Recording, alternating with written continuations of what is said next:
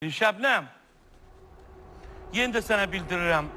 Mən sənin üçün zaur deyirəm, sənin sözündən oturum duram. Barışmırsan Vəfa ilə, heç Vəfaya dünəndən lazım deyil səninlə barışmaq. Biz sənə yalvarmışıq, barış Vəfa ilə. Yoxsa Vəfa sənə yalvarır. Sığan, yenə də təkrar edirəm. Yanındakı da var idi. Sorğu-sual sənin o qeyri-rəsmi vəkilin. Sənin evliliyin yanında sözün keçmirsə, başqalarının yanında bizə nə var sizdən?